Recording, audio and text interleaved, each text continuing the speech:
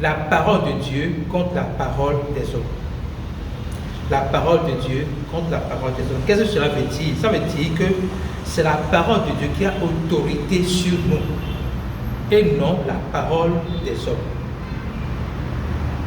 Maintenant, nous allons lire notre verset d'introduction qui est sur Romains 3, versets 3 et 4. La parole dit: et quoi? Si quelques-uns n'ont pas cru, leur incrédulité anéantira-t-elle la fidélité de Dieu? Loin de là. Que Dieu, au contraire, soit reconnu pour vrai et tout homme pour menteur, selon qu'il est écrit, afin que tu sois trouvé juste dans tes paroles et que tu triomphes lorsqu'on te juge. Alors, qu'est-ce que cela veut dire? Qu'est-ce que l'apôtre Paul est en train de mettre en exergue ici? Est-ce que l'incrédulité des gens, de ceux qui refusent de croire que Jésus est mort pour le péché, enseveli, ressuscité, anéantit, annule la fidélité de Dieu? À leur égard, non.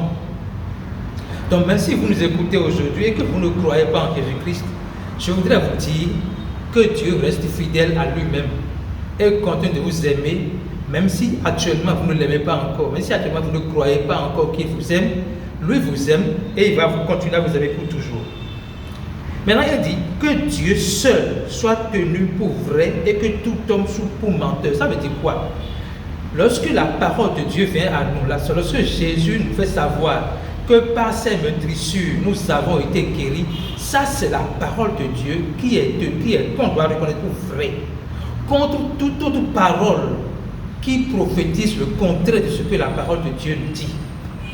Dans le cas d'esprit, je vais à l'hôpital et les médecins disent par exemple que j'ai encore 3 jours pour vivre, j'ai encore 1 semaine pour vivre, que ma maladie est à la phase terminale et que maintenant, bon, je n'ai plus qu'à compter mes jours.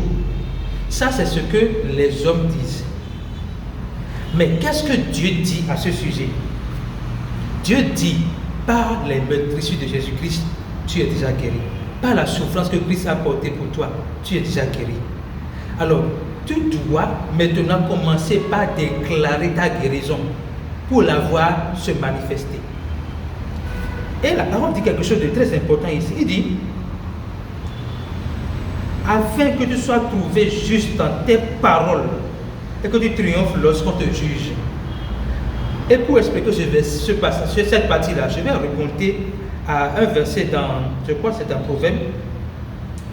non, c'est dans Ésaïe d'abord, Ésaïe 54, verset 17. Toute âme forgée contre toi sera sans effet, et toute langue qui s'élève en justice contre toi est nulle. La parole dit maintenant, toute langue qui s'élève en justice contre toi, tu la condamneras. La parole de Dieu est quoi? Toute âme forgée contre toi sera sans effet. Nul et sans effet. Maintenant, quelle est ta responsabilité? Toute langue qui s'élève en justice contre toi, tu la condamneras. Dans Romains 3, verset 4, on voit que nous devons nous tenir juste dans nos paroles et c'est ainsi que nous allons triompher lorsqu'on nous juge. Qu'est-ce que ça veut dire? Le jugement dans ce monde, avant même qu'on ne parle de l'éternité, le jugement dans ce monde, c'est que nous sommes confrontés à beaucoup de difficultés, à beaucoup de mensonges du diable. Une autre mensonge du diable que je traite aujourd'hui, c'est la santé. Lorsque le diable vous fait croire que vous êtes malade, c'est un jugement. Il vous revient de ne pas accepter ce jugement-là, mais de dire, par les meurtrissures de Jésus-Christ, je suis déjà guéri. Et c'est ainsi que vous condamnez toute langue qui s'élève en justice contre vous. C'est ainsi que vous rejetez tout mensonge du diable qui vous fait croire ce que vous n'êtes pas. C'est ainsi que vous triomphez donc de la maladie. Donc, Ésaïe nous conseille de condamner toute langue qui s'élève en justice contre nous. Mais aujourd'hui, qu'est-ce que nous constatons? Nous constatons que ce n'est même pas les gens qui nous condamnent. Ce n'est même pas les gens qui nous disent tu es malade, tu es pauvre, tu es ci. C'est nous-mêmes qui nous disons à nous-mêmes je suis malade. Ce n'est pas les gens. Et on va voir dans Proverbe 18, 21, la parole dit, la mort et la vie sont au pouvoir de la langue. Quiconque l'aime en mangera le fruit.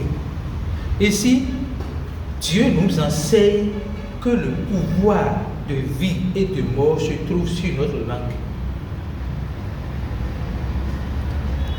Les autres peuvent dire ce qu'ils font, on a dit.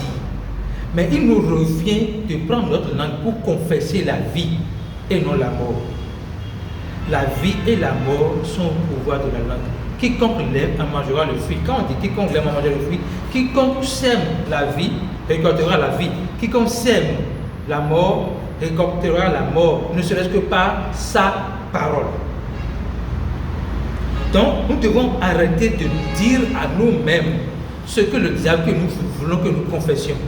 Ce que le diable veut que nous confessions, c'est je suis malade, je suis diabétique, je suis hypertendu, je suis ci, je suis fatigué, je suis. Et on ne dit rien qui concerne ce que Jésus est. Donc, lorsqu'on va dire je suis, on doit confesser ce que nous sommes en Christ. Je suis en bonne santé. Pourquoi je suis en bonne santé? Parce que j'ai le salut en moi, j'ai la vie de Dieu en moi, je suis sauvé. Et parce que je suis sauvé, j'ai la santé de Dieu en moi. C'est sur cette base que je déclare que je suis en bonne santé. Quoique je sens des douleurs, quoique je sens des maladies en moi, je dois déclarer la vie de Dieu qui est incorruptible et qui est capable d'anéantir cette maladie, cette douleur-là, au nom de Jésus. Alors, on va revenir sur l'importance de peser chaque parole que nous prononçons, et cela est révélé dans le livre de Jacques, chapitre 3, verset 8 à 12. Je voudrais bien lire tout et on va ensemble analyser chaque phrase. La parole dit, mais la langue, aucun homme ne peut la dompter. C'est un mal qu'on ne peut réprimer.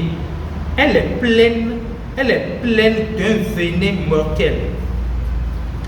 Notre langue, la parole dit que notre langue est pleine d'un venin mortel. Ça veut dire quoi?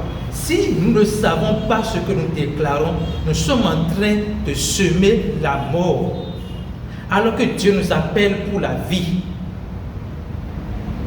Dieu nous appelle pour la vie et il nous exhorte à prophétiser, à confesser, à déclarer la vie et non la mort.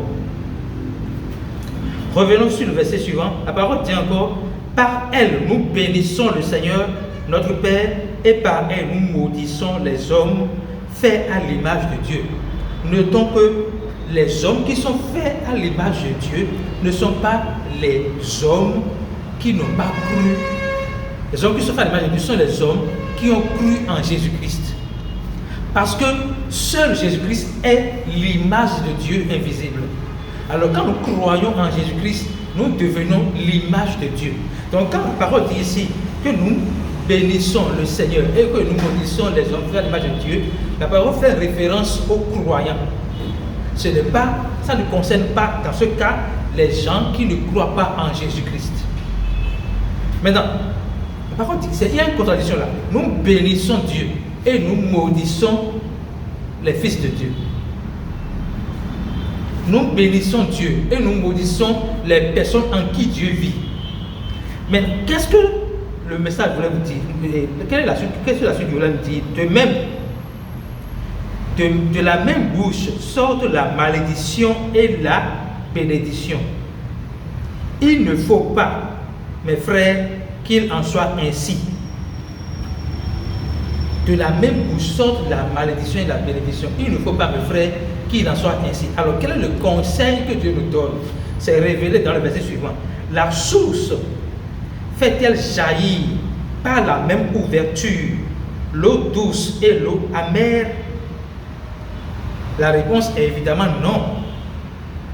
Un figuier, mes frères, peut-il produire des olives ou une vigne des figues? La réponse est évidemment non. De l'eau salée ne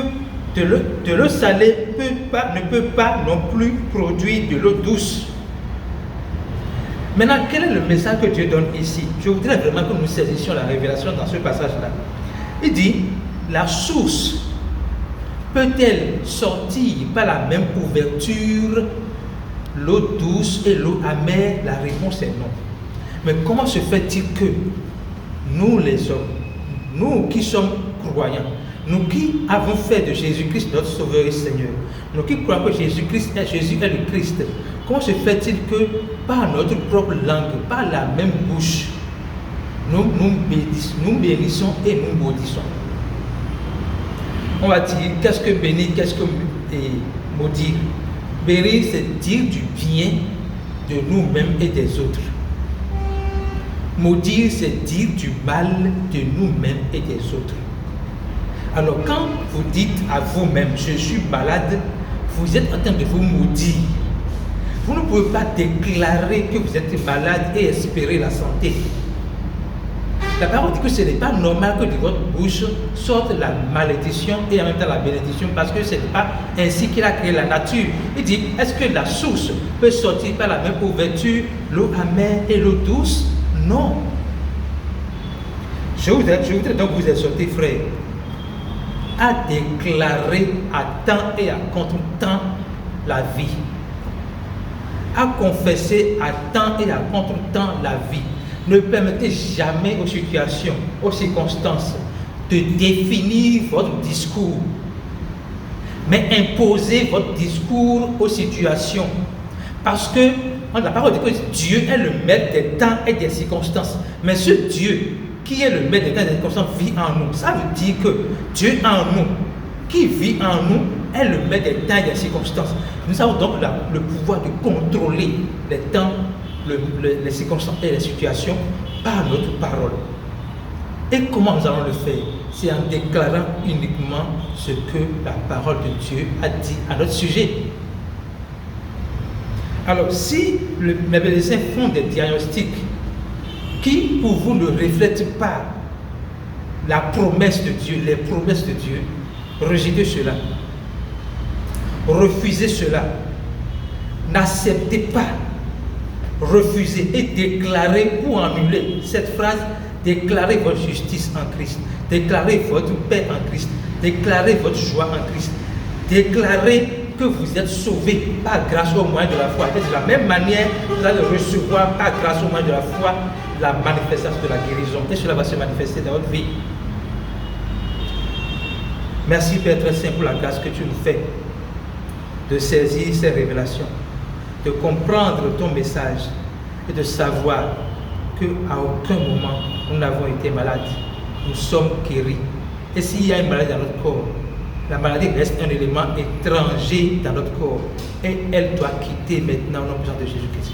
Je déclare par la foi que vous êtes guéris et que toute semence mensongère dans votre esprit est déraciné maintenant au nom puissant de Jésus-Christ. La parole dit que tout arbre que mon Père n'a pas planté est déraciné. C'est pour cela que tout mensonge, tout arbre que Dieu n'a pas planté dans votre vie, je déclare que ces arbres, ces mensonges, ces racines sont déracinées au nom puissant de Jésus-Christ.